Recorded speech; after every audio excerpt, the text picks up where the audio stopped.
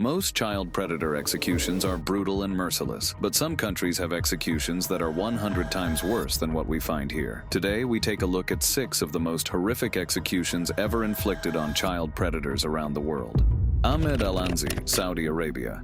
In Riyadh, Saudi Arabia, authorities executed and publicly displayed the body of a man convicted of murdering an 11-year-old boy and his father, the Interior Ministry confirmed. Ahmed Al-Anzi, a shop owner, was accused of molesting the young boy before strangling him with a rope. When the boy's father arrived searching for his son, Al-Anzi murdered him as well. Both bodies were hidden in Al-Anzi's shop. When police arrived to arrest him, he threatened them with a knife. Al-Anzi had a criminal history, including previous convictions for sodomy and possessing pornographic material, both serious offenses in the highly conservative country. In line with Saudi Arabia's strict interpretation of Islamic law, Al-Anzi's punishment included beheading, followed by crucifixion of his decapitated body in a public space, intended as a warning to others. Amnesty International, based in London, condemned the execution, with their representative Hasiba Haj Sahrawi calling the methods of punishment horrific and urging King Abdullah to commute death sentences. The human rights group also questioned Saudi Arabia's global role and its G20 membership, suggesting that true leadership would involve ending such executions. This execution marked the 35th beheading in Saudi Arabia for the year, as tracked by the Associated Press. In 2008, the kingdom saw 102 people beheaded. The use of such extreme punishments continues to be a subject of international controversy. You think Saudi Arabia is tough on child predators? Wait till you see how they're treated in China. Guo, Shang, and Gong, China.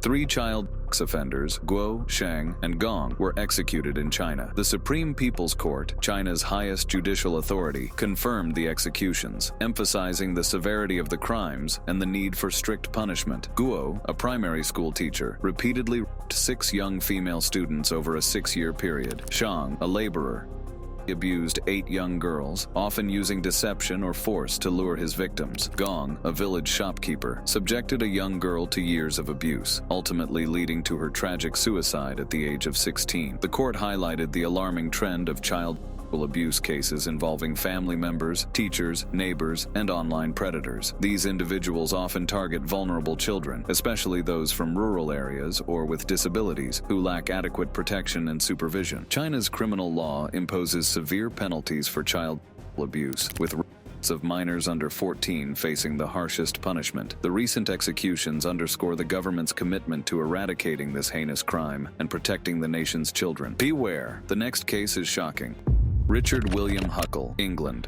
Richard William Huckle, born on May 14, 1986, in Ashford, Kent, England, grew up in a typical family and attended Harvey Grammar School. While he wasn't very popular and often felt isolated, he had a passion for helping others. At 16, Richard traveled to Namibia for a school trip, which sparked his interest in community work. He later studied at South Kent College and was an active member of 2 churches, one in Ashford and another in London. Richard loved helping his community and remained quiet and reserved. After completing his studies, Richard took a year off to travel. He spent time in Malaysia from 2005 to 2006, which led him to return several times, helping at churches and within local communities. In 2010, he moved to Malaysia permanently. There, he pursued teaching English and photography, hoping to connect with locals and establish himself. Richard also enrolled in a computer course but didn't complete it. From 2011 to 2012, he worked part-time as a photographer for a local soccer club, with no known issues at the time. However, it was later revealed that Richard had been secretly abusing children. In 2006, while in Cambodia, he exploited 2 young girls, aged 4 and 6. He also manipulated a pastor in India, taking photos and videos at an orphanage under the guise of helping. In December 2014, Richard was arrested at London Gatwick Airport after police connected him to an online child abuse network. He initially denied his crimes, but later confessed to his mother that he had harmed many children, leading to his rearrest. In 2016, Richard was sentenced to life in prison,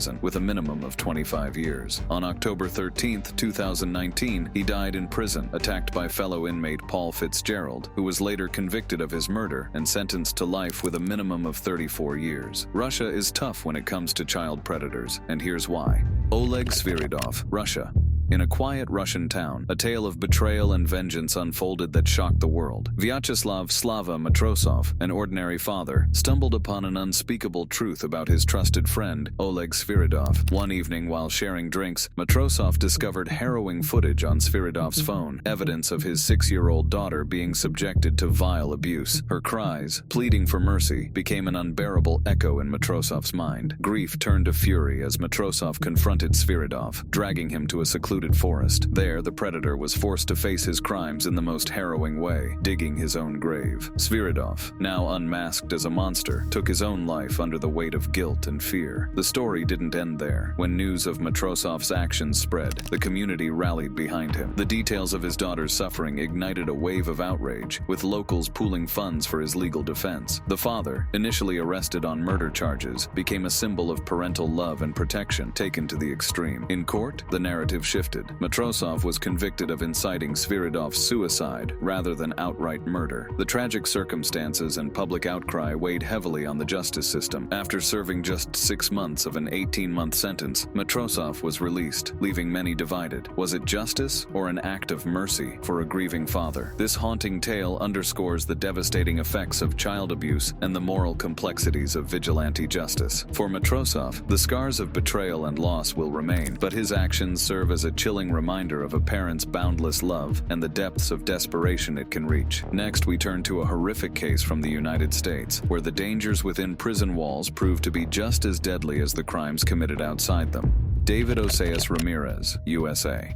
When individuals like David Oseas Ramirez are sent to prison, society expects they'll be isolated, unable to harm others again. Yet, for some inmates, the dangers within prison walls can outweigh those on the outside. Ramirez, a Jacksonville resident, was convicted in 2013 of lewd molestation of an 11-year-old girl, a heinous crime backed by overwhelming evidence. His trial was swift, with the jury reaching a guilty verdict in just 15 minutes, resulting in a life sentence at Duval County Jail. However, in 2019, Ramirez met a grim end in his cell. Paul Dixon, a 43-year-old inmate already serving a 25-year sentence for a prior crime, was implicated in Ramirez's death. Reports allege that Dixon, temporarily housed at Duval County Jail for a court hearing, drowned Ramirez in their shared cell's toilet. The Jacksonville Sheriff's Office confirmed the incident, stating that it occurred on the east side of the pretrial detention facility. An argument between the cellmates allegedly escalated, resulting in Ramirez's fatal injuries. Experts like crime and safety analyst Ken Jefferson note that child predators often face harsh treatment in prison, as their crimes make them constant targets. There's no peace for them behind bars, Jefferson explained, highlighting the risks these offenders face daily. Following the incident, Dixon refused to speak with detectives, requesting legal representation instead. This shocking case raises pressing questions. How does Ramirez's family feel about his tragic end? What consequences will Dixon face for his actions? And what does this reveal about the harsh realities of prison life for those convicted of the most serious crimes? In a world of high stakes and shifting power dynamics, justice and survival inside prison walls remain complex and unforgiving. Last but not least is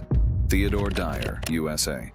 Theodore Dyer, a Grand Haven resident, was sentenced to 25 to 50 years for first-degree criminal conduct involving a child under 13. While serving his time at Saginaw Correctional Facility, he became cellmates with Stephen D. Sanderson, already serving life for another crime. What happened next sparked widespread debate. In October 2014, Sanderson killed Dyer in their shared cell. Speaking in court, Sanderson expressed mixed feelings about the public reaction to his actions. "People think I'm a hero, but I'm not," he told Saginaw County Chief Circuit Judge Fred L. Borchard. He elaborated, "I didn't judge him, only God can judge. I just set up the appointment." Earlier that year, Sanderson pleaded guilty to second-degree murder, showing no remorse for Dyer's death. "I don't feel bad for what I did," he admitted. "I feel bad for his family, but I don't have any remorse for him." Dyer's family members attended the sentencing, but chose not to speak. Judge Borchard sentenced Sanderson to another life term, which had little practical impact given his existing sentence. During the trial, Sanderson's lawyer, James Gust, highlighted his troubled past, noting that Sanderson had warned prison staff not to house house him with a child predator, predicting violence would follow. After Dyer's death, Sanderson was transferred to a high-security prison in Ionia, where he's closely monitored. His actions remain polarizing. Some believe he delivered justice, while others argue he overstepped moral and legal boundaries. At the core of this case are complex questions about justice, morality, and personal responsibility. Sanderson's and Dyer's lives, shaped by troubled pasts and tragic choices, collided in a way that changed their fates and those of their families forever. If this video opened your eyes and you're hungry for more, click on the videos displayed on your screen right now. Also, don't forget to like, share, and subscribe. Thanks for watching, and we'll see you in the next one.